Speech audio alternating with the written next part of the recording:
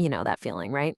You're reading a poem or a book, and you just sense there's something deeper, something you're not quite getting. Well, what if the key to unlocking it all wasn't just in the words on the page, but actually inside of you? It's a huge question, and today we're going to dive into it, looking at how we can possibly connect with what an author really meant, especially when you're talking about huge gaps in time and culture. Our whole journey today starts with this ancient Tamil proverb. Now, at first glance, it sounds like simple kitchen advice, right? But for us, this is a profound metaphor that's going to unlock everything. Just remember it. What's in the pot is what comes out. Because what if that pot is your mind? What if what you can scoop out of a really complex piece of art or a spiritual text depends entirely on the depth of your own experience? This one idea, it turns out, is the beating heart of two incredible parallel projects, separated by 1,000 years and half the globe, that were trying to solve the exact same puzzle. So our first stop is 19th century Germany. We're meeting a philosopher named Wilhelm Dilthey, who gave himself this massive task. He wanted to create a real, solid foundation for what he called the human sciences. You know, history, art, literature, the stuff that makes us human. Dilthey's whole point was, look, you just can't study a poem the same way you study a planet. The natural sciences are amazing at explaining the physical world, but he knew we needed a totally different toolkit to understand the messy, beautiful inner world of human expression. To really nail this down, he separated things into two big buckets. On one side, you have Erklären, or explanation. That's for science. It's about cause and effect, asking why. On the other side, you have Verstehen, or understanding. That's for the human stuff. It's about grasping meaning from the inside out, asking, what does this mean? What does it feel like? So how do we get to that deeper understanding, that Verstehen? Dilthey's big answer came down to one crucial word, Erlebnis. It means lived experience. His huge insight was that to really, truly get what an author is saying, the reader has to have some kind of parallel lived experience. You can't really grasp a text about profound grief if you've never felt loss yourself. But, and this is a big but, here's the catch. Dilthey knew our labelist was the key, but he never figured out a system to account for it. I mean, how do you measure if someone's experience is close enough? How can you evaluate it? His brilliant idea was kind of left hanging, a project that was never quite finished. Okay, so put a pin in Dilthey's problem for a second, because what's absolutely wild is that over 1,000 years before him, on the other side of the world in ancient India, a stunningly similar conversation was already happening, just with a totally different vocabulary. This was the Rasadevani tradition. It's one of the most sophisticated theories of art and interpretation the world has ever seen. For them, it wasn't just about what a text said, it was about what a text could do to the right kind of reader.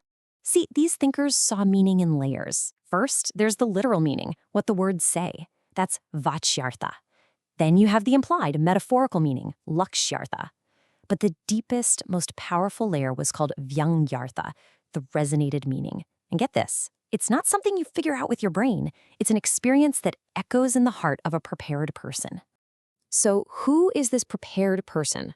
Well, the tradition has this absolutely beautiful word for them, the Sahrdaya. It literally translates to one of a similar heart. Isn't that perfect? It just captures the whole idea. The ideal reader is someone whose inner world, whose heart, is tuned to the same frequency as the author's. And here's the crucial part. For these ancient thinkers, this wasn't just a nice-to-have, it was a non-negotiable condition. If you didn't have the quality of a Sahrdaya, then that deepest meaning, the Vyangyartha, was simply locked away from you. It didn't matter how brilliant you were. The door would just stay closed. Okay, so this brings us to the secret key, right? How does someone become a person of a similar heart? How do you get that lived experience Dilthey was searching for? Well, both of these traditions were pointing at the same thing, but it was the Indian path that gave it a name.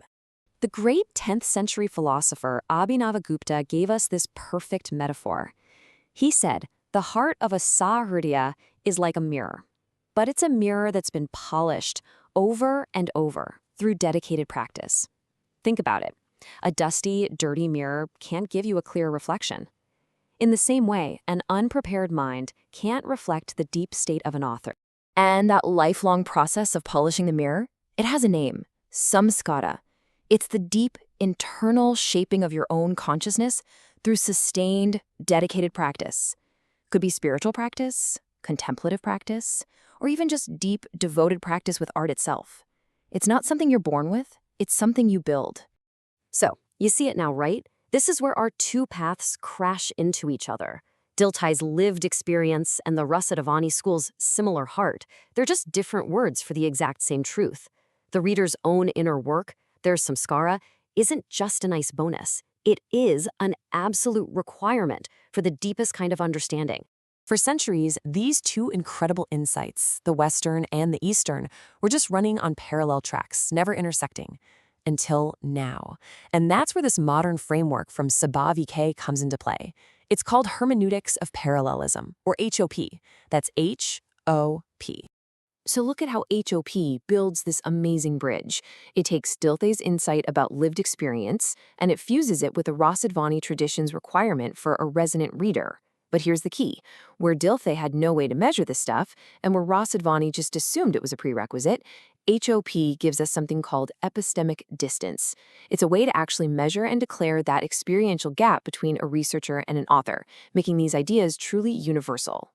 And this, right here, is the game changer. HOP operationalizes this ancient wisdom. It takes this deep, almost mystical quality of a reader's inner state and turns it into something you can actually talk about, declare, and even audit in a modern academic context. It formally makes the researcher's inner world part of the whole process. Okay, so this might all sound super academic, I get it, but the implications here are massive, and they go way beyond a university library. This really changes how we think about the very act of understanding someone else. What this incredible synthesis shows us is that for centuries, we've basically been asking only half the question. We've been so focused on analyzing the text, decoding the words, we forgot to analyze the instrument we're using to see it, ourselves.